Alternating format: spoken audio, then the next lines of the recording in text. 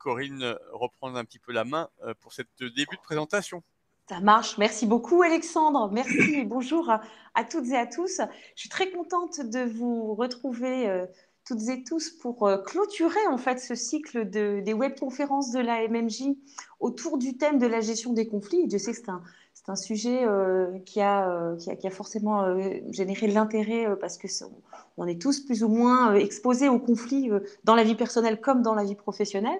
Donc, le premier rendez-vous qu'on avait programmé, donc c'était début novembre. On avait surtout décortiqué le conflit pour en comprendre tous les enjeux, les mécanismes, etc.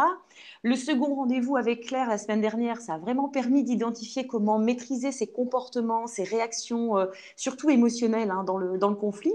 Donc c'était très orienté sur les savoir-être.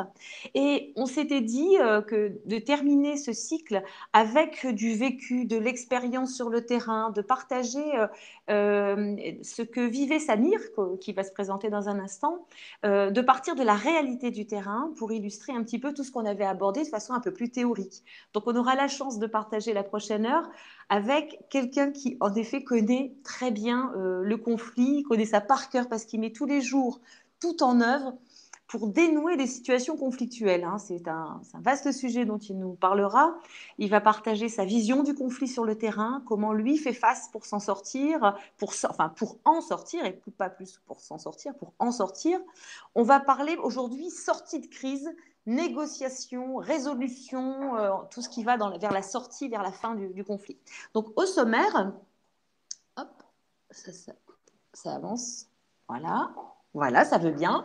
Au sommaire, donc, on va laisser dans un premier temps Samir se présenter, nous parler de son parcours, de sa mission au sein de la protection judiciaire de la jeunesse, des contraintes qui sont liées à son activité, à l'environnement de travail. Ensuite, Samir a accepté de nous présenter des cas très concrets de conflits sur le terrain qui vont nous permettre de comprendre, à travers les échanges qu'on va avoir, les positions des acteurs dans le conflit, de comprendre les enjeux, d'identifier la dimension émotionnelle qui se joue dans ces situations qui sont bien entendu parfois tragiques, évidemment, de comprendre aussi le poids des décisions de justice, l'impact que ça a sur la vie des personnes, en fait. Du coup, la sortie du conflit n'aboutit pas forcément vers des choses qui sont très positives, en tout cas pour les individus concernés. Et on aura aussi l'occasion de parler de ce que propose Samir au sein des services. Il a eu l'occasion de proposer des choses au sein de ses services pour améliorer le quotidien des personnes qui travaillent avec lui dans le but de faciliter l'approche des situations difficiles et des situations conflictuelles. Voilà. Et on terminera sur la place de la négociation, quand toutes les conditions se réunissent, comment aborder la négociation dans le conflit, comment le faire, à quel moment, etc. Donc, c'est à travers le portrait de Samir qu'on va apprendre à découvrir. Je vais donc lui laisser la parole pour qu'il nous explique ce qu'il fait, dans quel environnement, etc. Et puis, si vous avez des questions, je vous invite à les noter dans le chat, comme ça je peux les relayer directement à Samir au fil de nos échanges. Voilà, donc Samir, je te laisse la parole. Merci beaucoup Corinne. Effectivement, toujours sur le terrain, je suis dans un jardin public pas très loin de la préfecture. Ce matin, je participais à une matinée sur l'insertion des jeunes. Je suis éducateur de la protection judiciaire de la jeunesse depuis 2005, donc ça fait 18 ans. Je prends en charge des mineurs sous main de justice et j'ai eu l'occasion de travailler dans différentes structures, notamment en maison d'arrêt, en quartier mineur, où effectivement les tensions sont présentes, les conflits également.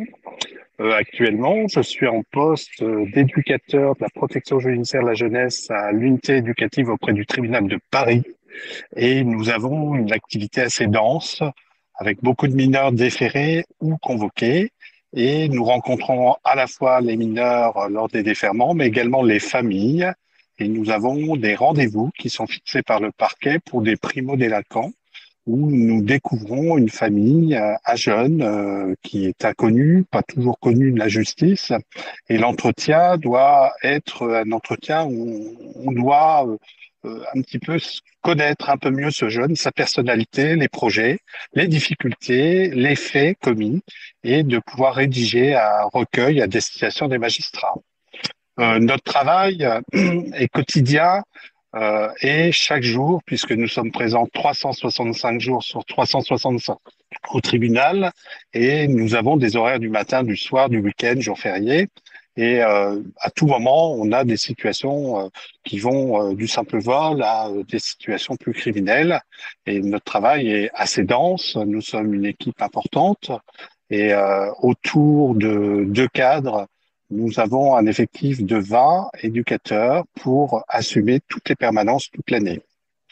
La difficulté que nous rencontrons parfois, c'est le conflit qui peut être présent à tout moment, aussi bien le jeune qui est en conflit avec la loi, en conflit avec les institutions, en conflit avec la justice, mais également les familles qui parfois ne savent plus trop comment gérer et eux-mêmes sont en conflit. Donc notre quotidien nous demande de pouvoir prendre du recul, de pouvoir intervenir, être beaucoup à l'écoute, énormément à l'écoute, et également apporter un petit peu des pistes pour des améliorations, puisque c'est aussi de l'accompagnement. Nous sommes la première personne qu'ils rencontrent dans le cadre judiciaire, et ensuite ils seront pris en charge par d'autres éducateurs. J'ai travaillé notamment dans des milieux ouverts, en Seine-Saint-Denis, dans le Val d'Oise, dans les Hauts-de-Seine. Du coup, ce travail peut durer 1 an, 2 ans, 3 ans. Bon, maintenant, il y a une réforme du Code de la justice des mineurs qui apporte d'autres solutions, d'autres accompagnements. Mais durant toutes mes années, j'ai pu suivre des mineurs et voir une évolution ou aussi pouvoir gérer aussi des échecs, hein. On a aussi des mineurs qui sont très difficiles et pas toujours mobilisables, qui ont des troubles du comportement, des addictions, et notre travail est assez dense. Et du coup, j'ai voulu participer à cette conférence pour pouvoir aussi vous apporter une expérience du quotidien et du coup vous donner aussi 2 situations de jeunes que j'ai pu rencontrer et de familles. Avant de parler de ces cas en particulier, ce qu'on relève dans ce que tu nous confies, c'est qu'il y a à la fois le côté travail d'équipe, travailler en Tout équipe. à fait. Ça sous-entend que parfois on peut avoir des points de vue différents sur des dossiers, sur des sujets, des approches différentes, des sensibilités différentes. Donc le conflit peut déjà exister au sein même d'une structure où beaucoup de monde travaille ensemble.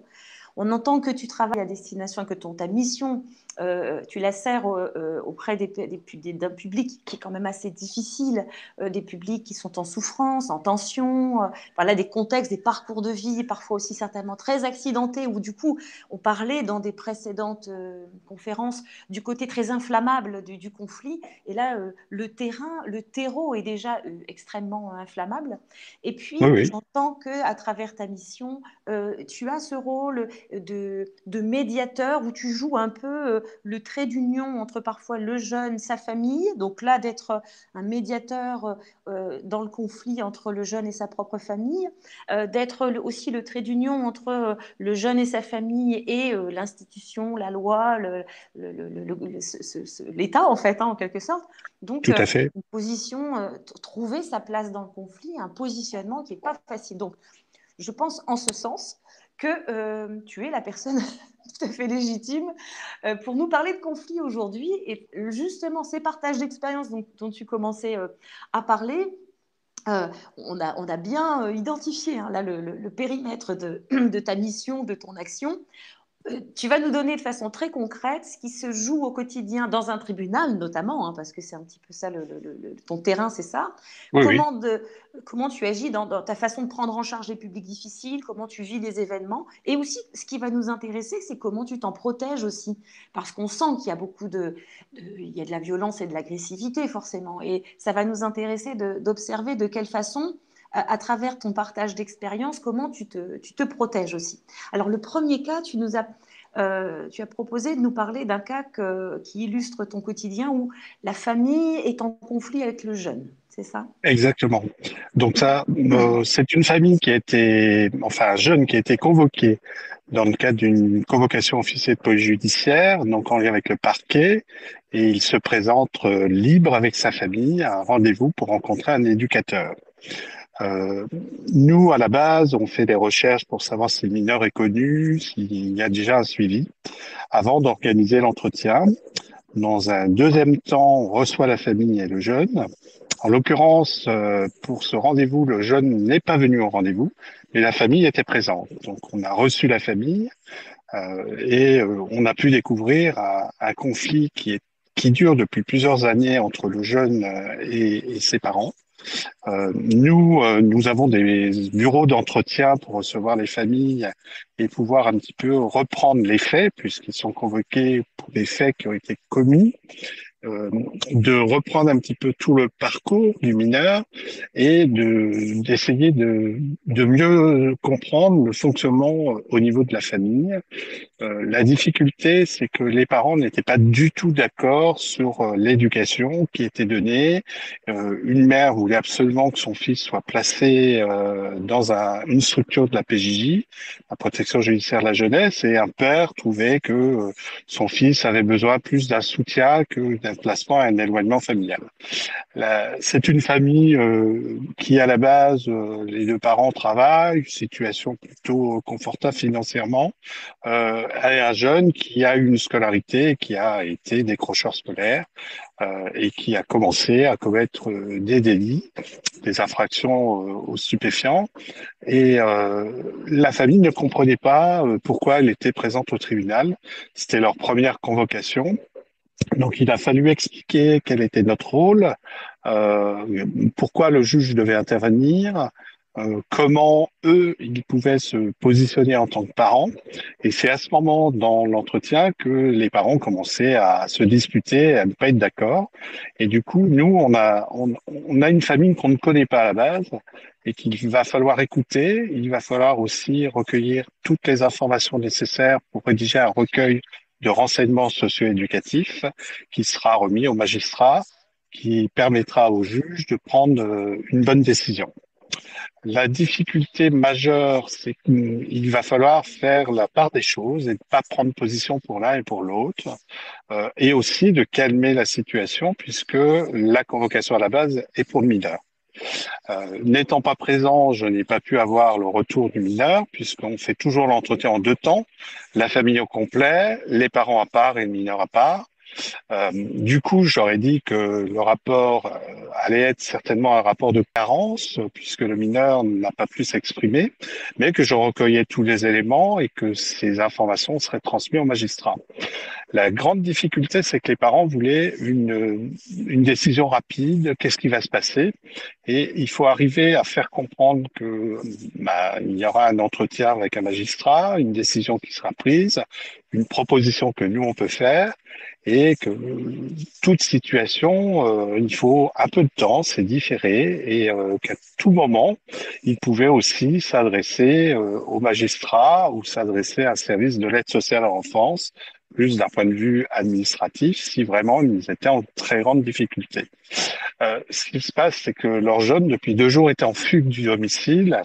Et c'est à ce moment-là que je les ai conseillés de faire une déclaration de fugue par protection pour leur enfant. Euh, à la fin de l'entretien, j'ai retrouvé des familles qui étaient un peu en colère puisqu'ils voulaient absolument qu'on intervienne. Mais dans la justice des mineurs, il faut un peu de temps. Toute décision n'est pas prise rapidement. Il faut pouvoir aussi faire intervenir tous les professionnels et également avoir l'avis du mineur, puisque on reprend les faits, on reprend un petit peu son parcours, on essaye de comprendre ce qui se passe d'un point de vue santé, d'un point de vue relation familiale.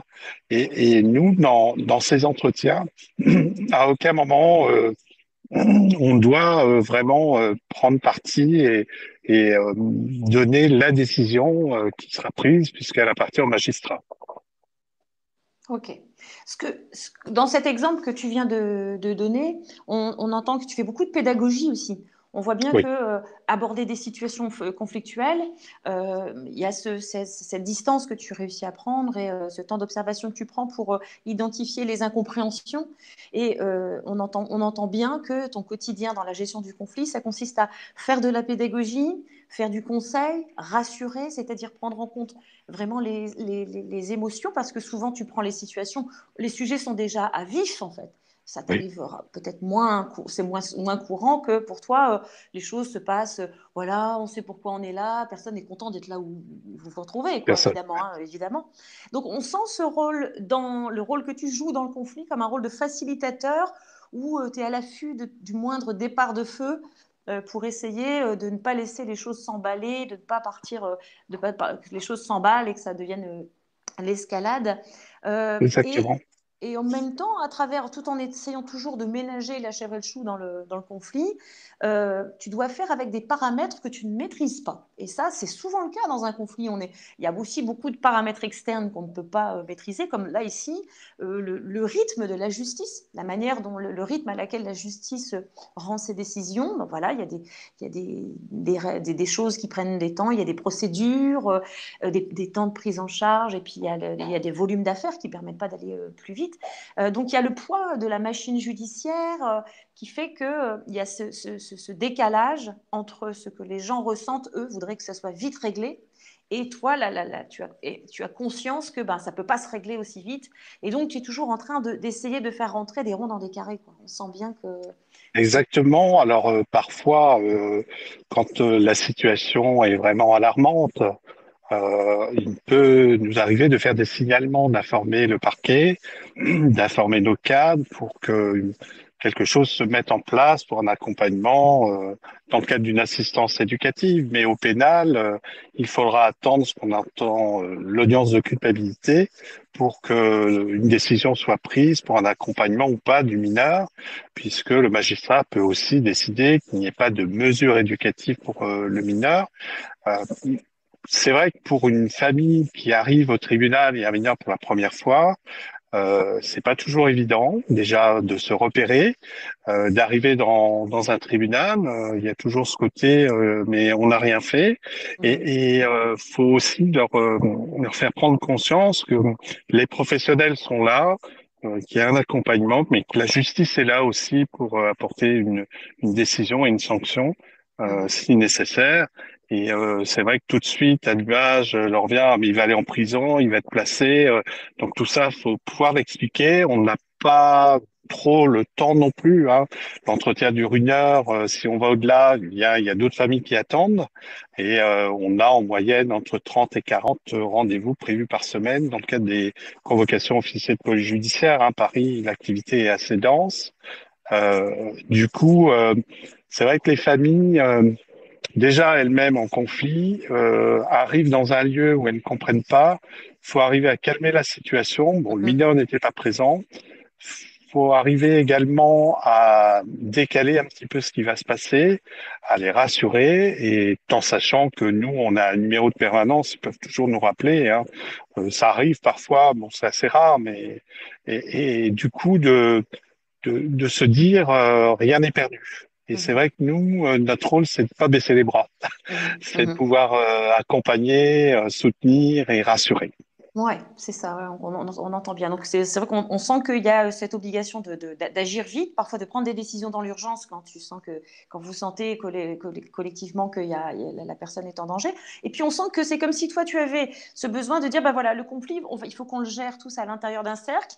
Et on a l'impression que toi, ton travail consiste à faire rentrer tout le monde dans le cercle. Et une fois qu'on est tous là, avec les bons paramètres, avec les bonnes infos, les bonnes connaissances, là, on peut commencer à avancer. Mais voilà, il faut Exact. réussir à se réunir, en fait, pour avancer dans le conflit. Oui, oui, en fait, ça peut prendre du temps et parfois on a des situations où c'est un peu compliqué à gérer. Donc c'est vrai qu'il faut prendre le recul là, nécessaire et pouvoir en reparler aussi avec d'autres collègues. Ce sont des situations dans des services extérieurs.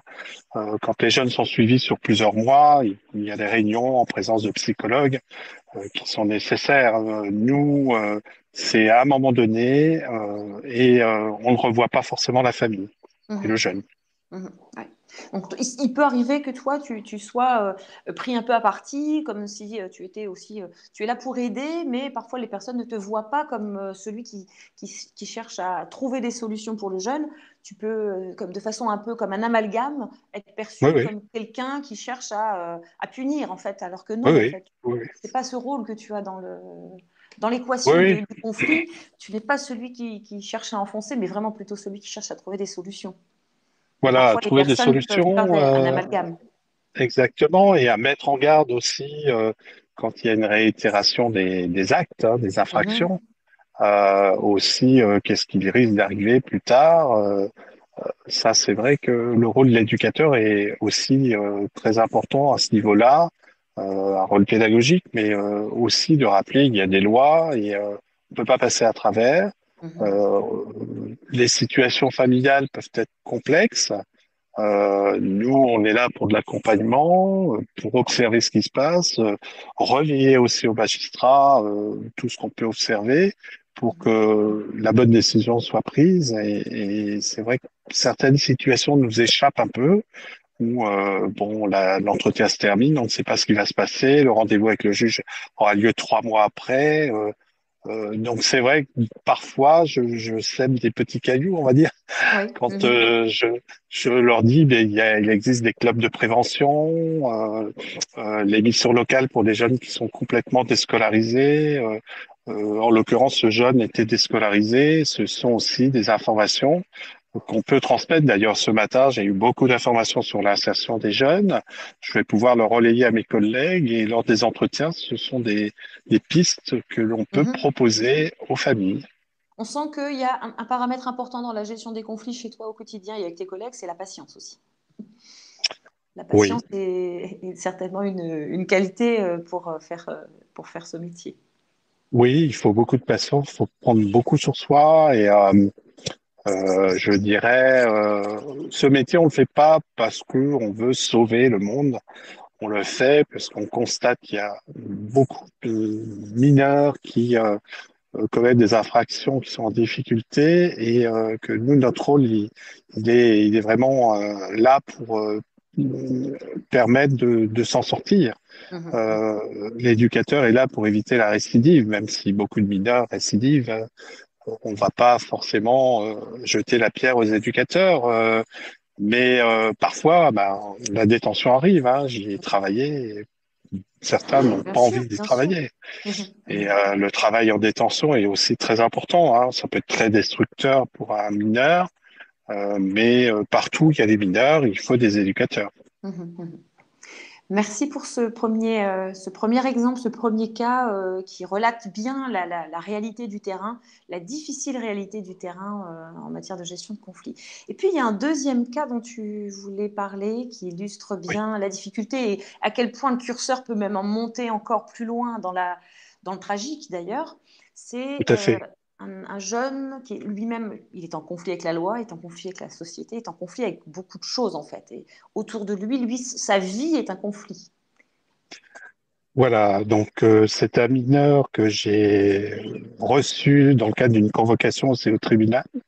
Ce mineur est ce qu'on appelle les mineurs non accompagnés. Hein. Donc en France depuis 4 ans, originaire d'un pays du Maghreb, suivi par une éducatrice, pris en charge dans un hébergement depuis un an. Et au cours de l'entretien, donc je le recevais pour un délit qu'il avait commis. Je reprends un petit peu tout le parcours, son suivi, et puis à un moment, bah, la conversation est venue sur son état de santé. Et donc c'est à ce moment-là qu'il a abordé tous ses problèmes d'addiction, notamment sa consommation de cocaïne à raison de 10 prises par jour, tous ses problèmes de santé, l'hémophilie, tous ces problèmes aussi liés à pouvoir se débarrasser d'autres médicaments qu'il prenait auparavant, hein, puisque c'est un mineur qui a été forcé par un réseau de prendre des médicaments pour passer à l'acte. C'est ce qui se passe ces derniers temps. Hein. Donc c'est une situation très compliquée. C'est un mineur également qui a très peu de relations avec sa famille parce qu'il considère qu'il est la honte de la famille et qu'il n'a pas réussi en venant en France. Il est pris en charge par un hébergement, donc pris en charge par un addictologue, mais refuse de se faire soigner puisque le centre de soins est à Paris. Et il se dit, si je sors du centre de soins, les trafiquants vont m'attendre, ils vont me finir. Donc, j'ai repris ça aussi avec son éducateur qui était présent, l'éducateur de foyer, où il dit, tous les éducateurs disent, c'est extrêmement compliqué de travailler avec lui. Un jour, il y a un discours, le lendemain, un autre. Euh, il se voit partir en Suisse ou ailleurs. La grande difficulté, c'est que déjà, au niveau de la santé, c'est complètement dégradé. Il commet des actes proche de la majorité. Donc, c'est vrai que les peines majeures seront différentes. Et un jeune qui a beaucoup de difficultés à prendre conscience que sa vie, elle tient à un fil. Euh, Notamment, bon, pour ajouter, c'est un peu les misérables, on va dire. Allô? Oui, Oui, oui, on t'entend encore, mais d'accord. l'image s'est coupée. Notamment, voilà, je sais pas pourquoi elle s'est coupée, bon, vous m'entendez. Oui, Notamment, on ne te voit plus. Voilà, il faudrait que tu remettes la caméra vers toi pour qu'on te voit. Voilà. voilà, Voilà. notamment, c'est un jeune qui a perdu l'usage d'un œil suite à des coups reçus par des trafiquants. Et malgré tout ça, il avait quelques projets qui étaient notamment de se lancer dans le métier de la coiffure ou mécanique auto. Et j'ai essayé de le convaincre à se faire prendre en charge au niveau de sa santé, de continuer à rencontrer son éducatrice, mais il me dit, moi j'ai besoin de rencontrer un éducateur pour parler. Et il est en conflit permanent avec tout le monde, donc en conflit avec la justice, en conflit avec certaines personnes du quartier où il évolue, en conflit avec d'autres jeunes aussi du foyer où il n'a pas trop envie de communiquer avec eux, en conflit avec ses éducateurs de foyer avec qui c'est compliqué. Et du coup, nous, moi, je ne le connaissais pas. C'était un espace de parole, d'essayer de réguler tout ce qui se passe et de, de prendre conscience de sa situation. Et pour terminer, il a subi des violences policières. Et du coup, c'est un jeune qui a très peur dès qu'il sort dans la rue, mais en même temps est un peu contraint de voler, malheureusement, pour avoir sa drogue. Mhm. Donc, c'est vrai que les éducateurs sont un peu démunis. Il y a un moment où de nouveaux actes risquent de le conduire en détention, puisqu'il a des mesures coercitives avec contrôle judiciaire. Et je ne pouvais pas rester avec cette situation. J'en ai parlé avec les cadres, j'en ai parlé avec les collègues, et j'ai fait un signalement au parquet par rapport à la situation où il y a des majeurs qui le forcent, mais très peur. Il m'a dit, il faut surtout pas en parler parce que l'enquête fera qu'ils vont me trouver. Et j'ai tout détaillé, j'ai informé tous les acteurs. Et c'est vrai que dans cette situation où c'est assez tendu, où un jeune nous apporte une histoire, alors après, il peut inventer une histoire, mais là, j'avais les éléments, puisque Mhm. en amont, je prépare mes entretiens. Et du coup, il s'avérait que ce jeune est en très, très grande difficulté et qui n'arrive pas à prendre conscience et à réguler ses consommations, ses relations avec les autres, de pouvoir mieux s'intégrer dans le foyer. Et ce projet de partir en province, de couper, je l'ai encouragé de le faire Mhm. pour sortir de cette situation très précaire et très compliquée pour lui Mhm. et qui pourrait l'entraîner à la mort. Oui, Euh, de et dépayser son quotidien pour exactement, sortir de la spirale dans laquelle tout à il est fait. pris. Et face à un conflit qui est aussi... Je te coupe, pardon, tu avais Oui, oui, quelque oui, chose bien à sûr. ajouter.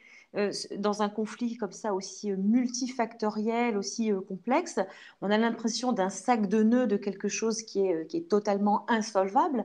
Comment toi, en tant qu'éducateur, tu réussis à ne pas baisser les bras? Où est-ce que tu trouves l'énergie? C'est quoi le ressort à ce moment-là? Oui.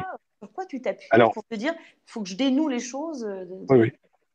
C'est vrai. C'est vrai que c'est, je dirais, des entretiens. Nous avons des entretiens parfois très compliqués, hein, où on ressort, on est un peu abattu. Mhm. Hier, j'ai échangé avec une collègue qui a eu un entretien très très lourd, où un mineur a énormément pleuré puisqu'il a perdu son frère il y a un an d'une rixe. C'était une rixe, hein, poignardée. C'est assez courant des rixes, malheureusement. Et c'est vrai qu'il faut arriver à se dépasser, à vivre autre chose à côté. Donc c'est vrai que le sport est peu équilibré. Les entretiens avec les collègues sont aussi nécessaires. Il faut trouver la soupape pour pouvoir dépasser et déposer aussi toute cette souffrance et cette misère, cette douleur que l'on entend quotidiennement. Et je pense dans d'autres professions on le rencontre. Nous, on a parfois des mineurs où il n'y a pas de parents du coup en relais. Donc, ce sont les éducateurs. Et quand le jeune accroche, ça va. Mais du coup, moi, où je trouve ma ressource, et j'en parlerai plus tard, des ateliers que je Oui. propose au sein de l'équipe, puisque dans une équipe, quand on sent des personnes en souffrance, en difficulté, que le conflit est permanent, il faut arriver à trouver un fonctionnement pour que tout diminue et que l'on fonctionne de façon plus calme, posée et au nom du collectif. Moi, je retrouve, ça fait 18 ans que je m'occupe de mineurs. Auparavant, je travaillais pour la mairie de Paris pendant 14 ans, éducateur. Je m'appuie beaucoup sur les magistrats quand j'ai besoin, en échangeant avec eux, en énormément à l'écoute. Et je les remercie beaucoup, au tribunal judiciaire de Paris. Et c'est vrai que ce sont les partages aussi que l'on peut avoir, tous les intervenants, qui permettent de réguler, et de pouvoir avancer et de se dire on y croit encore, même si parfois c'est compliqué ou parfois on a envie de vivre d'autres expériences. J'imagine. Alors justement, le fait que le quotidien soit pas forcément toujours joyeux, rarement d'ailleurs, tu soulignais que au sein des équipes aussi, la vie d'un service n'est pas forcément épargnée. Quand on a échangé pour préparer ce rendez-vous, tu as voulu qu'on parle aussi des choses que tu peux rencontrer au sein des services avec tes propres collègues, en Oui. dehors des missions d'accompagnement qui bousculent déjà les uns et les autres, parfois émotionnellement, tu viens de le dire. Il y a aussi des temps de travail, du coup, des temps plutôt collaboratifs qui vont être exposés parfois, comme dans n'importe quelle situation, à des incompréhensions, à des tensions, à des désaccords, voire même des conflits. Parce que simplement, partout où il y a de l'humain, il peut naturellement y avoir des divergences de points de vue, des sensibilités qui diffèrent, des analyses ou des perceptions qui ne sont pas les mêmes sur certains dossiers que vous accompagnez. Et donc, vous gérez aussi en interne des conflits. Est-ce que tu veux bien nous en parler? Oui, oui, oui. Alors, donc parfois, on a nos réunions de planification des, des semaines à venir. Donc, ce sont des réunions aussi de service où on aborde différents sujets sur le fonctionnement du service. Et c'est souvent source de conflit. Ce sont les plannings. Savoir se positionner sur un week-end, une soirée, Noël, jour de l'an. Donc c'est toujours source de conflit, car chacun essaye de faire aussi en fonction de sa propre vie personnelle, et parfois on peut oublier le service. C'est une situation qui chaque fois se renouvelle chaque mois, où chacun essaye d'apporter un fonctionnement différent. Donc, on a essayé de trouver une solution pour que tout se déroule de mieux possible, puisque systématiquement, les tensions montaient, mais je pense que c'est nécessaire. Il faut cet espace où on puisse s'exprimer, que la colère puisse ressortir en étant mesurée. Et ça fait partie du fonctionnement d'une équipe. Si on n'a pas cet espace pour s'exprimer, donner ses points de vue, que ce soit positif ou négatif, le conflit va durer. Donc moi, j'avais émis l'idée de planifier à l'avance dans notre salle de permanence, de mettre un planning sur les vacances d'été, qui sont aussi source toujours de conflits, juillet, qui prend juillet et août. Et au début, ça n'a pas pris. Et notre collègue a repris une nouvelle qui est arrivée en septembre en disant mais si il faut afficher, on met cette desiderata et cela peut équilibrer. Mais mine de rien, c'est plutôt bénéfique progressivement. Où du coup, il y a un planning qui est affiché où chacun met un peu ce qu'il souhaite et inscrit les jours préférés, ceux où il est indisponible. Et lors de la réunion, on arrive quand même avec déjà un début de réflexion. On a pris le temps nécessaire pour pouvoir organiser le planning, qui est quand même un planning dense. On est 20. Il y a à la fois un planning pour les matinées et le soir, hein, où on peut terminer à 18h, 19h, 20h, voire parfois 3h du matin, puisqu'on a aussi des accompagnements de mineurs, hein, qui sont placés dans des foyers, des centres fermés, puis on Mhm. est présent jusqu'à la fin. Et en tout cas, ce fonctionnement va peut-être permettre de trouver une issue au conflit des réunions de planning. Mhm. Donc ça veut dire que même quand on est des éducateurs qui sont confrontés à des situations graves, ben, on n'est pas épargné par le conflit qui peut paraître un petit peu plus superficiel par rapport à la mission qui est la vôtre au quotidien. Mais en tout cas, c'est des vrais conflits. Je veux dire, le conflit, il est partout. Tout ça pour montrer que Oui, on n'est pas épargné, même si au quotidien, ta mission, c'est d'entourer, d'accompagner, de conseiller, de jouer le rôle de médiateur. Ben, même les médiateurs ont eux aussi besoin parfois de s'exprimer. Du coup, ce conflit, tu disais bien, il est nécessaire dans le service. oui, C'est ça qui était intéressant de révéler à travers ce partage-là, c'est que le conflit, il a du bon. Ça permet d'exprimer, ça invite au changement, ça ramène de la nouveauté, ça permet de trouver des solutions, en fait. Hein. Donc, tout à fait, c'était un bon tout à fait. exemple. Tout à fait. Alors, on a parlé des différents cas de conflits. Juste faire un rappel finalement, parce que tout ça, ça nous permet de réidentifier par rapport à ce qu'on avait vu dans les webinaires précédents, que il s'agit dans un conflit, que ce soit un petit conflit, un gros conflit, peu importe les situations, il faut d'abord identifier s'il s'agit d'un problème. Si c'en est un, ben, on va chercher à le résoudre. Si c'est une incompréhension, ben, on va chercher à clarifier pour qu'il n'y ait plus d'incompréhension, pour qu'on se comprenne. Si c'est un désaccord, on va auquel cas identifier sur quoi on est d'accord d'abord en premier et ensuite réfléchir à comment réduire le désaccord. Et puis si on en est au conflit, on va remonter le fil doucement pour comprendre s'il s'agit initialement d'un problème, d'une incompréhension, d'un désaccord, pour pouvoir adapter les comportements et les conséquences, adapter les solutions en conséquence.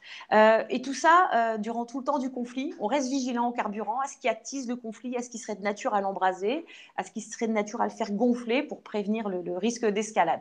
Donc les replays des deux précédentes conférences restent accessibles. N'hésitez pas à les consulter puis à mettre ça en perspective avec les expériences de Samir. C'est très concret du coup. Hein. Du coup, ça prend vraiment une forme concrète pour repérer quels sont les leviers qui facilitent vraiment la sortie d'une situation conflictuelle. Alors, on sait que pour être efficace, il faut d'abord créer des conditions qui sont nécessaires à la résolution du conflit. Un peu l'idée que tu disais, voilà, il faut essayer de rassembler tout le monde, faire rentrer tout le monde dans un cercle en quelque sorte pour pouvoir se parler. Et pour ça, Samir, tu voulais nous parler des propositions que tu as faites justement dans ton service pour aider les acteurs de la PJJ à se conditionner positivement pour résoudre les conflits, à se ressourcer entre deux conflits, à se parler de façon plus apaisée. Et donc, Tout à fait. voilà, tu as défini, tu as identifié des lieux, des activités, des temps de Voilà. convivialité en partant du postulat que parfois, pour avancer dans la résolution du conflit, il faut dépayser les discussions, changer le cadre pour changer les modes de communication, en fait, hein, c'est un peu ça. Et Tout tout à ça, fait. ça permet de créer un contexte, un environnement émotionnel positif qui va du coup devenir aidant pour avancer. Alors, je dirais la première chose que je mettrai en place au départ, hein, c'est la Mhm. communication, hein, au sein du service. Et c'est vrai que beaucoup de collègues apprécient toute la communication que j'essaye de mettre en place pour le collectif, notamment les villages bien-être de la MMJ, où à travers ce temps-là, on a eu des échanges et j'ai eu l'idée de proposer des temps animés pour permettre aussi à l'équipe de pouvoir un petit peu sortir de son quotidien, de pouvoir vivre une autre expérience et de partager avec des collègues dans un autre contexte. Donc, je donnais du coup l'idée des cours de cuisine. Beaucoup de sociétés proposent des cours où elles peuvent se déplacer sur le lieu de travail. J'en ai vécu dans un autre service où à travers un cours, on réalise, on crée et on partage. Il faut savoir que autour des repas, quel que soit le lieu, c'est l'espace de la négociation, c'est l'espace de la discussion, de l'apaisement. Mhm. Si chacun peut aussi mettre en place ce type d'activité, ce serait très bénéfique. Dans un deuxième temps, Alors, je je propose. m'arrête. Oui, Oui, oui, je vais juste m'arrêter sur le cours de cuisine, au sens où là où c'est intéressant dans la façon d'aborder un conflit, parce que là, moi, je fais des parallèles hein, depuis tout à l'heure, évidemment. Là où c'est intéressant, parce que dans un conflit, ce qui est intéressant, ce qui fait évoluer les situations, c'est quand chacun réussit à déplacer son point de vue, à changer les choses, changer son regard sur les choses, etc.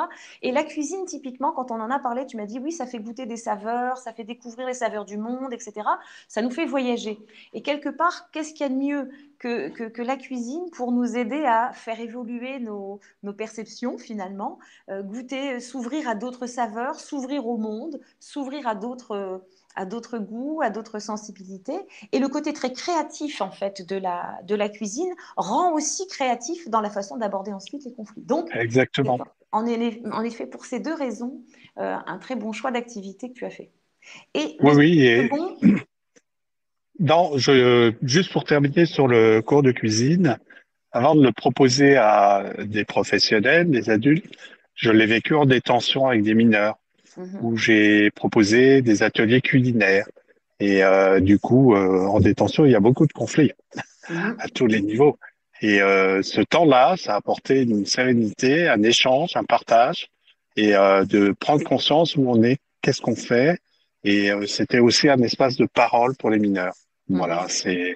Ouais. c'est pour ça aussi que j'ai voulu le proposer à des adultes. Moi-même, je suis des cours de cuisine une fois par mois. Mhm. C'est très très agréable. Mhm. Ouais. Voilà. À cette vertu.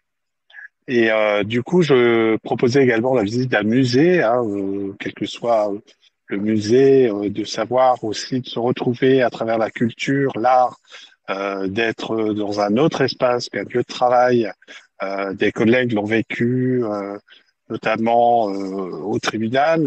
Eux, ils ont plus fait le choix de vivre escape game. C'est tout un jeu qui se déroule dans un espace donné, mais la visite à musée, c'est le lieu où on va se dépasser, où on va partager une autre expérience. Et c'est vrai que dans le cadre de conflits, on peut aussi apprendre à travers l'art et la culture. Et c'est pour ça que si une visite peut se faire à 2 fois par an, Mhm. c'est quelque chose qui pourrait être porté et proposé sur le lieu de travail. Oui, et encore une fois, c'est vrai qu'il y a quelque chose d'apaisant. Un musée en général, c'est plutôt calme, c'est apaisant, ça détend. Et puis, il y a aussi cette idée de faire évoluer notre regard. L'art, c'est vraiment typiquement le genre d'activité qui nous invite à changer de regard, à changer de point de vue, à faire évoluer nos perceptions, nos a priori. Et en effet, encore une fois, si on met ça en parallèle avec le conflit, ça nous aide en fait, ça nous aide à évoluer. Donc, encore une fois, le côté très créatif qui nous invite à faire fonctionner notre imagination, ça aussi, c'est bon pour la gestion du conflit. Ensuite, il y a les cours de tai chi. Donc, tu Voilà, as. alors les cours de Tai Chi, c'est un projet que j'avais proposé dans le Val d'Oise, dans un service à Sarcelles, où beaucoup de collègues se plaignaient de douleurs articulaires, puisque nous avons aussi tout un travail de rédaction de rapport à remettre au juge régulièrement. Et du coup, on sentait aussi dans les bureaux pas à l'aise, matériel pas toujours adapté. Et puis, on a aussi faire face à des jeunes qui parfois sont violents verbalement, ou parfois physiquement. Le cours de Tai Chi, je l'ai proposé et une fois par mois, on se retrouvait avec un enseignant qui proposait une séance qui s'adaptait au public inscrit. Et chaque séance était différente. C'est de la relaxation, c'est de l'étirement des muscles, c'est du souffle. Et c'est un moment que chacun a pu vivre de façon bénéfique et à la fin de la séance, j'ai toujours eu des bons retours de la part des collègues qui ont participé à cet atelier. Et l'enseignant qui intervenait avait l'habitude de proposer ce type de cours au sein des entreprises. Mhm. Là où c'est bien le tai chi, c'est que ça aide à se sentir mieux dans son corps et pour, encore une fois, faire face au conflit, se sentir solide et stable et en équilibre dans un conflit, il faut réussir à habiter son corps confortablement, se sentir en pleine. Il faut être suffisamment détendu, suffisamment apaisé. Si on arrive totalement crispé, tendu dans un conflit, on ne va pas le vivre de la façon la plus optimale, en effet. Et puis, tu as eu Exactement. la brillante, l'excellente idée de proposer des séances de sophrologie dans ton service. Alors, tout à fait. Donc, ça va démarrer à partir de janvier. Suite au village bien-être, il y avait une intervenante sophrologue. Beaucoup de collègues ont participé, ont énormément apprécié, en se disant, ben, c'est une séance que je vais pouvoir refaire seule par moment dans la journée. Et du coup, j'ai monté un projet que j'ai proposé à mon administration, qui a validé dans un premier temps 2 séances. Je l'ai proposé à notre service, l'unité éducative auprès du tribunal, et à l'autre service, les éducateurs qui prennent en charge les mineurs non accompagnés. Donc, je vais présenter ce projet la semaine prochaine. Et à partir de janvier, nous mettrons une séance tous les mois et demi de sophrologie. Et cette séance fera partie du temps de travail. La directrice a validé ce projet, la direction territoriale, que je remercie également. Et ils veulent que ça fasse partie d'un temps de travail d'1 heure d'une séance de sophrologie. Voilà. Alors, c'est une excellente idée. Je vais faire un petit focus sur la sophrologie parce que là, c'est plutôt mon cœur de métier. En fait, la sophrologie, c'est une méthode psychocorporelle qui nous aide à retrouver un équilibre corps-mental. Psychocorporelle, c'est-à-dire que ça mobilise autant le corps que le mental. Ça nous permet de retrouver un petit peu ce réalignement, de se sentir bien dans son corps, bien dans sa tête, bien dans son cœur, en quelque sorte. Les techniques, en fait, cette technique de sophrologie, elle s'appuie sur des choses très simples. Ça ne demande pas de matériel, on a tout ce qu'il faut. La respiration. Et en quoi, du coup, la sophrologie devient un outil pertinent pour améliorer l'approche des conflits, en l'occurrence? Parce que la respiration, c'est le moyen le plus optimal pour apprendre à gérer ses émotions. Rien qu'avec la respiration, on arrive à mieux vivre nos émotions, à mieux les laisser nous traverser pour ensuite s'en débarrasser. Ensuite, le relâchement musculaire, il y a de ça aussi dans la sophrologie, ça s'appuie, c'est un des principes de base, un des fondements. Et le fait de retrouver les réflexes de détente, le fait de maintenir cet état de confort et de détente, ça nous permet du coup de rester plus souple, plus flexible dans le conflit. Là où, si on aborde le conflit en étant rigide, fermé et pas ouvert à la négociation, on sait que ça ne sera pas optimal, on n'obtiendra pas de bons résultats. Alors la sophrologie, elle nous aide à ça, à rester souple, à rester ouvert, à s'adapter, à habiter dans un corps qui est confortable. Et puis ça s'appuie aussi sur la visualisation positive. Et ça, c'est intéressant parce qu'on a besoin de se projeter dans une issue positive. Parfois, de se dire, j'en peux plus de ce conflit, de toute façon, je ne vois pas d'issue. Typiquement, la visualisation positive, c'est à nouveau réouvrir le champ des possibles. Se dire, voilà, et si dans un idéal, je projetais, j'imaginais, je modélisais une issue positive, une issue favorable, une issue équitable à ce conflit, d'un seul coup, on se rend compte que, oui, à partir du moment où je l'imagine, je risque de mener plus facilement les actions qui me conduiront vers une issue favorable. Donc, en fait, respiration, relâchement musculaire et visualisation positive, c'est tout ce sur quoi s'appuie la méthode. L'avantage, c'est que ça ne demande pas de matériel, ça s'adapte à tout le monde. On n'a pas besoin d'avoir d'équipement particulier, ça peut s'adapter à toutes les situations, tous les cas de figure, tous les contextes de travail. Il n'y a pas de notion de croyance en sophrologie. Parfois, j'entends des gens dire « Oh, moi, j'y crois pas trop, c'est pas pour moi. » Mais en fait, c'est pour tout le monde. Et je pense qu'il n'y a pas plus concret que la sophrologie parce que ça nous ramène à nous, à notre corps, à nos émotions, à nos sensations, à nos ressentis. Et je pense que parfois, c'est juste parce qu'on ne s'autorise pas à aller écouter ce qui se passe en nous. Ça favorise des prises de conscience qui permettent du coup d'observer les situations d'un œil neuf. Il y a un principe de ce qu'on appelle la phénoménologie, c'est une inspiration dans la sophrologie, c'est de développer la capacité à observer les choses de façon objective, de façon neutre, dire voilà, je reconsidère tous mes a priori, j'enlève tous mes filtres et je regarde cette situation différemment. Et là, bien souvent, on se dit, oui, en effet, je peux commencer à faire évoluer mon jugement, mon point de vue, parce que je regarde la situation autrement. Et puis, tout simplement, parce que la sophrologie, de manière générale, ça aide à mieux gérer le stress et les émotions. Tu voulais ajouter quelque chose, Samir, par rapport à ça? Non, j'avais une vision assez générale de la sophrologie. C'est en vivant une expérience, une séance, que j'ai pu découvrir le bienfait que ça pouvait apporter au corps et au sein du groupe, où tout le monde est ressorti détendu pour repartir sur une nouvelle journée. Quand tu dis ça, je me dis, en effet, la sophrologie, ça ne s'explique pas, ça se pratique. Le mieux, c'est vraiment de le vivre. Ouais. Alors, on a fait un petit focus sur la sophrologie. On va terminer sur l'aspect négociation, parce que finalement, ce qui permet parfois de sortir d'une situation de conflit, c'est d'entamer une négociation, de chercher à collaborer ensemble pour trouver un point d'accord, etc. Si vous étiez là au premier webinaire, j'avais parlé du mûrissement du conflit, de choisir le bon moment pour intervenir, ni trop tôt quand la situation n'est pas encore suffisamment mûre, ni trop tard quand la situation se serait trop dégradée, quand ce serait devenu tellement pourri qu'on n'arrive même plus à se parler. Donc du coup, c'est à travers la perception de Samir d'abord qu'on va observer l'aspect de la négociation. Comment tu vois toi ça, Samir, la négociation dans ton quotidien? Et tu Alors, m'avais donné 3 axes. oui, Voilà. exactement, c'est d'observer, écouter ce qui se déroule quand un conflit est latent et régulier, de ne pas se précipiter pour pouvoir réagir dans une bonne posture. Du coup, je pense qu'il faut aussi s'appuyer sur les dirigeants, les cadres de service qui sont aussi là pour la bienveillance au travail, puisqu'un conflit peut aussi créer des tensions, mais du mal-être chez certaines personnes qui le vivent mal et qui n'osent pas l'exprimer. Donc, certaines personnes adorent le conflit. J'en ai quelques-uns qui c'est vraiment une pièce de théâtre parfois et du coup il faut pouvoir observer tout ce qui se passe, s'orienter vers les cadres quand ils ne sont pas disponibles.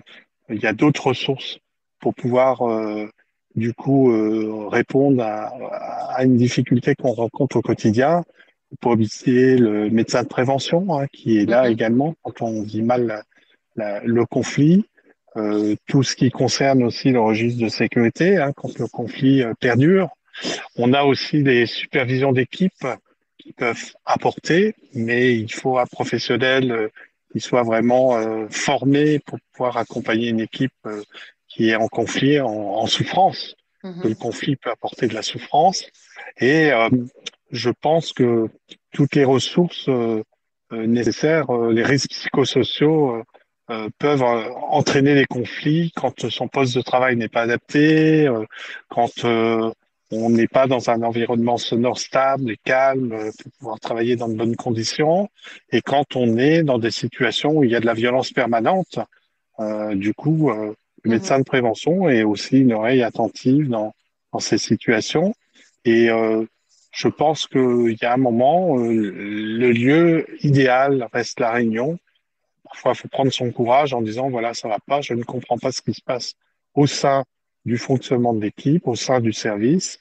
Je pense que quand il y a de la compréhension et que tout n'est pas clair dans un fonctionnement, le conflit perdure. Et du coup, l'information reste indispensable et relayer l'information que l'on peut avoir de différentes personnes reste nécessaire. Et je pense qu'à travers ces mesures, on peut aussi diminuer et trouver l'issue de ce conflit. Donc, tu observes d'abord, tu ne te jettes pas dans la bagarre tout de suite, tu prends d'abord la température, tu observes la situation. Ensuite, tu t'appuies sur les personnes qui ont aussi des responsabilités, qui peuvent être un soutien. Et ensuite, tu identifies les ressources, sur quoi d'autre tu peux t'appuyer, qu'est-ce qui peut être moteur, qu'est-ce qui peut faire le relais. Donc, on voit bien que la négociation, en tout cas la façon d'entrer dans le conflit, elle ne se fait pas brutalement. C'est quelque chose qui s'appréhende, qui se prépare et qui se fait de façon un peu méthodique, si je comprends bien. Tout à fait. C'est ça. Alors, pour vous parler des grands principes, du coup, pour faire un peu une synthèse en quelque sorte des grands principes de la négociation, ce qu'il faut s'assurer avant tout, c'est que tout le monde est bien en tête, tout le monde ait bien envie de négocier. On a vu qu'il y avait plein de façons d'aborder le conflit. On peut être dans la médiation, dans le compromis, dans l'évitement, on peut choisir d'être dans l'autorité, dans l'affrontement, etc. La négociation, c'est un des moyens, c'est certainement un des plus efficaces, c'est collaboratif pour sortir de la situation conflictuelle. Mais le premier point à vérifier, c'est est-ce que tout le monde s'inscrit bien, tout le monde est OK sur l'idée de négocier pour résoudre ce différend. Une fois qu'on a validé que tout le monde était bien OK, le deuxième point, c'est de s'assurer que cette négociation, ça n'est pas un leurre, que tout le monde a bien le pouvoir de décider et d'agir dans ce... Sinon, vous seriez en train de négocier avec les mauvaises personnes. Donc, c'est important de se dire, voilà, est-ce que tout le monde est bien OK? Est-ce que tout le monde est bien en mode négociation? Et est-ce que les acteurs principaux, en tout cas les protagonistes, sont bien autour de la table pour résoudre le conflit? Une fois qu'on a fait ça, il faut se dire que j'entre dans le conflit en abordant mes émotions avant les informations. On met beaucoup d'énergie dans la façon dont on perçoit les informations, alors qu'en réalité, le conflit, on le vit surtout de façon émotionnelle. Et le succès de la négociation, ça se résume souvent à une bonne gestion des émotions, à une bonne connaissance de soi. C'est ça le prérequis finalement. Si à partir du moment où je maîtrise bien mes émotions, je suis confortable avec ça, je suis à l'aise, je suis au clair avec ça, j'aborderai les informations comme il le faut. Mais du coup, l'erreur, ce serait de faire l'inverse. Ensuite, préparer au lieu d'improviser, parce que la préparation, ça libère l'esprit. En situation de désaccord, de conflit, on a vraiment tout intérêt à se préparer avant d'agir. De se préparer de façon appropriée, sans aller trop vite, sans le faire sous pression ou comme s'il y avait de l'huile, du lait sur le feu. Celui qui cherche à négocier très vite, souvent, celui qui ne prend pas le temps de se préparer, c'est souvent celui qui finit le plus désavantagé dans la négociation. Donc, si on vous presse, si on vous met un peu de pression, bah, parfois, il vaut mieux réussir à se retirer plutôt que de vouloir décider tout de suite. Il vaut mieux se mettre un petit peu en retrait et décider plus tard. Écoutez avant de parler. En fait, on pourrait dire écoutez beaucoup et parler peu. Un bon négociateur, il va savoir résister à la tentation de parler beaucoup avant de réfléchir. Donc, les silences dans un conflit, dans une situation de négociation, les silences sont importants parce que les silences, ça permet d'engranger beaucoup d'informations. Ça laisse aussi du temps à l'autre pour s'exprimer, pour comprendre aussi ce que vous lui dites, etc. Donc, le silence, autant ça permet d'identifier ce que l'autre a à dire, ça permet aussi d'avoir une lecture de ses émotions, de ressentir un petit peu plus ces choses-là. La plupart des gens ne sont pas à l'aise avec les silences. En fait, on a tendance à vouloir combler le vide, ça nous met mal à l'aise. Donc, il faut apprendre dans une négociation ou dans un conflit, il faut accueillir les silences. C'est des temps qui sont importants, qui peuvent être très aidants. Une fois qu'on a appris à écouter, qu'on a laissé le silence au lieu de parler, on va aussi veiller, surveiller à ne pas laisser le mensonge s'emparer de la négociation. Il paraît que dans la négociation, le mensonge, c'est quelque chose de banal. C'est comme si c'est pas grave de mentir dans une négociation. En réalité, beaucoup de gens, le coup de bluff en fait. Beaucoup de gens dans la négociation, on se dit, je sais pas s'il bluffait, si c'était sérieux. Alors, du coup, ça paraît un petit peu, ça fait partie du jeu de la négociation de bluffer. Le piège, c'est de soi-même utiliser un petit peu trop le bluff ou le mensonge. Parfois, c'est des mensonges par omission, parfois, c'est des mensonges parce qu'on ne saurait pas vraiment dire le message tel qu'il est, alors on le dit autrement, etc. Donc, il faut être prudent. Ça peut être un très bon point de départ de poser le cadre en disant, voilà, on va poser un cadre d'honnêteté, pas de bluff, pas de mensonge pour pouvoir avancer correctement dans la négociation. Ensuite, une fois qu'on a quand même bien avancé avec ça, on a déjà des principes, si ces principes-là sont respectés, il faut favoriser la relation avant les demandes. Tout conflit serait voué à l'échec si on ne cherche pas avant tout à se connecter à la personne qu'on a en face de nous. Ça s'applique au quotidien, c'est valable dans toutes les situations, mais à plus forte raison encore quand il y a un enjeu émotionnel fort comme dans un conflit ou une négociation. On a 2 fois plus de chances d'obtenir un accord en démarrant d'abord sur une connexion sincère avec l'autre. Donc, favoriser la relation avant les demandes. Ensuite, exprimer les demandes avant les arguments. Alors ça, l'argumentation, elle deviendrait totalement inefficace parce que tant que je suis en train d'avancer des arguments, l'autre en face de moi va chercher à contrer mes arguments et à avancer les siens. Donc en fait, on est dans un jeu de dupes où voilà, je dis, moi je balance, un dialogue de sourds, on pourrait même s'enfermer là-dedans. Donc un des principes forts de la négociation, c'est ce que je souhaiterais, ce que j'aimerais, voilà, ce serait ça, plutôt que d'essayer de justifier pourquoi je le voudrais.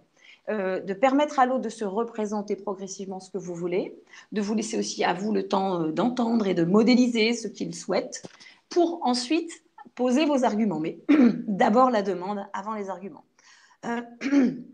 Ensuite de privilégier le chemin avant la destination. Si vous restez bloqué sur le résultat, vous allez moins bien savoir négocier. Un négociateur qui s'attache à une solution unique en disant voilà, moi ce que je veux c'est ça, il va perdre sa capacité à négocier, il va pas être bon dans la négociation. Ça serait une erreur de penser que la seule solution qui serait la bonne, ce serait la sienne. Au fil de la négociation, finalement, faut se laisser cette ouverture de dire je peux aussi faire évoluer ce que j'attends. Je peux aussi attendre quelque chose de nos échanges pour faire évoluer ce que je vais tirer de cette négociation. Donc, de valoriser en fait les micro-actes en fait, et les petits pas qui sont faits dans le chemin, sur le chemin de la négociation, plutôt que d'être uniquement focus et concentré sur ce qu'on attend de cette négociation. Et puis en plus, ça valorise la relation, ça donne de la qualité à la relation. Ensuite, il s'agit encore d'observer avant de juger, tout simplement parce que les jugements, ça bloque l'imagination. Et donc, tant qu'on est bloqué, tant qu'on n'arrive pas à entrevoir d'autres possibilités, d'autres solutions, eh ben, les jugements, ça bloque notre imagination dans le sens où on reste enfermé dans nos schémas. En fait, on va avoir chacun, encore une fois, un petit peu comme les arguments. Je vais donner mes impressions, ça va générer des réactions chez l'autre. Je ne vais pas réussir à entendre les besoins qu'il y a derrière les jugements. Donc, observer, comme le disait à juste titre Samir juste avant de juger, tout simplement. Voilà pour les grands principes de la négociation. Alors, j'avance, comme ça je me dis on ne sera pas trop en retard. Il y a des ressources qui sont prévues pour vous permettre d'aller un petit peu plus loin après cette conférence. Vous allez pouvoir retrouver, soit en flashant le QR code, soit en recopiant l'adresse, 3 séances de sophrologie qui vont vous permettre à la fois d'évacuer les émotions négatives, aussi prendre du recul pour retrouver cette distance, vous mettre un petit peu en sécurité émotionnelle, et puis une séance également pour retrouver le calme, réussir à retrouver de l'apaisement. Donc sur ce lien, directement, vous allez pouvoir retrouver 3 séances de sophrologie, comme ça vous pourrez vous initier, et si comme le pense Samir, c'est bon pour vos services, c'est bon pour vous, ben écoutez, je serais ravie d'avoir participé, d'avoir contribué à vous donner le goût de la sophrologie. Et puis Samir a mis des liens, des petites ressources également qui vont vous permettre, je te laisse peut-être en parler, Samir. Oui, j'ai mis le lien de Chef Square qui propose des cours de cuisine à Paris essentiellement et tout en Île-de-France. Donc, je pense que c'est une possibilité. Il y a à Lyon également. C'est une chaîne, hein, donc ils interviennent aussi en province. Escape Game, voilà, c'est vivre une expérience avec des énigmes et cours de tai chi qui dépend d'un organisme et d'une association qui là je donnais la référence Monsieur Moine qui peut intervenir et qui intervient un peu partout en France. Ok, voilà, du coup, ça permettra à toutes les personnes qui reprendront le replay, qui suivront le webinaire en décalé, de retrouver aussi le support qui sera sur la plateforme d'Apivisio. Alors, on a peut-être des questions. Je reprends rapidement dans le chat. Les activités ne pourraient-elles pas être effectuées gratuitement en dehors du contexte travail, en dehors du lieu de travail? Oui, alors en effet, idéalement, c'est bien de réussir à mettre en place, à voir soi-même en loisir, de faire ce choix d'activité. Typiquement, c'est Tout à fait. c'est des choses qu'on peut faire aussi personnellement, tout à fait. Faut-il prendre le temps? Mais quelquefois, le temps nous manque. Que faire dans ce cas-là? N'y a-t-il pas une possibilité d'agir en étant plus rapide? Vous voyez, le temps manque en fait. C'est pour ça que parfois, ce que disait Samir tout à l'heure, c'est que parfois on est amené à devoir prendre des décisions, réagir dans l'urgence. Ça arrive. Le temps de la négociation n'est pas forcément toujours possible. Il peut y avoir des situations dans lesquelles on n'a pas le choix. Il faut qu'on agisse vite en fait. L'urgence dans certains conflits ne permet pas une action pensée et réfléchie. Mais parfois, c'est un peu la question, ce qu'on avait évoqué la fois dernière, non, la fois d'avant, c'est la question du prix à payer. Est-ce que le fait d'attendre et de négocier, est-ce que ça ne va pas plus nous coûter encore que de prendre une décision ferme et tout de suite, hein, il y a cette notion du temps, du coût, du prix à payer, en effet. Je ne sais pas si tu voulais ajouter quelque chose, Samir? Non, en fait, c'est vrai qu'on manque de temps. Il y a des situations, on ne sait pas comment réagir. C'est vrai qu'il faut aller à l'urgence. Euh, Parfois, il faut réagir vite et du coup différer aussi dans certaines situations qu'on peut vivre sans vouloir régler ça là, vraiment à tout prix pour s'en débarrasser ou pour que tout se déroule comme on le souhaite. Et différer, ça ne veut pas dire supprimer ou l'oublier. C'est parfois peut-être dans des réunions très houleuses dans un fonctionnement de conflit, il faut prendre un peu plus de temps pour régler la situation et différer et ne pas l'oublier pour pouvoir trouver une issue. Et je dirais les activités proposées, moi je les ai proposées au sein du service parce que c'était une nécessité. Après, libre à chacun d'aller vivre une activité cuisine ou autre, ce que je fais en dehors de mon travail avec mes amis, ma famille. Mais je pense que d'avoir la possibilité de le faire 1 heure sur son lieu de travail, c'est un avantage aussi de se dire, bon, bah, certes, je suis avec mes collègues, mais ce sera bénéfique aussi dans le fonctionnement d'une équipe et dans la relation aux autres. Tout à fait. Alors, je regarde si on a d'autres questions. Alors, vous revoilà Alexandre. Oui, je suis revenu, excusez-moi. Il y avait un cas tout particulier, mais je pense que oui, c'est un cas très particulier. voilà, du coup, on peut peut-être pas non plus trop l'exprimer, à moins que vous ayez peut-être le temps, Corinne, de le prendre en lecture pour que vous puissiez voir oui, si en vous avez fait, des réponses spécifiques à ça ça. fait quelqu'un qui nous dit qu'au niveau professionnel, même si vous accueillez avec bienveillance, en effet, parfois on peut être amené dans certaines situations à faire preuve de bienveillance avec les personnes et ce que vous lui donnez, toutes les informations nécessaires pour qu'il soit efficace dans ses nouvelles fonctions, vous donner tous les documents nécessaires, être à l'écoute, répondre à toutes ses attentes et au bout d'1 an, il bloque tout, il veut être le seul à recevoir des messages des prestataires et nous les communiquer après. Voilà, on n'a pas forcément toujours en face de soi des personnes de bonne foi ou de bonne composition ou décider. Il y a des gens, comme le disait Samir, qui aiment le conflit. Donc en effet, j'entends très bien, c'est un cas très particulier, du coup on ne pourrait pas développer sur ce cas-là, mais il y a en effet des personnes qui aiment le conflit et qui aiment se poser en autorité et qui auraient tendance à un petit peu abuser de cette autorité, du coup en faire la norme, en fait, en faire la règle. Mais on l'a vu dans le premier webinaire que si on aborde toutes les situations avec autorité, eh ben, ça devient contre-productif un jour, de toute façon. Voilà. Ben, merci beaucoup à tous les deux. Je pense que Merci. on a pu faire une bonne partie de ces réponses qui étaient attendues. Merci Samir pour votre expérience, sur retour d'expérience. Et puis Corinne, évidemment, pour l'illustration des autres éléments sur résoudre le conflit.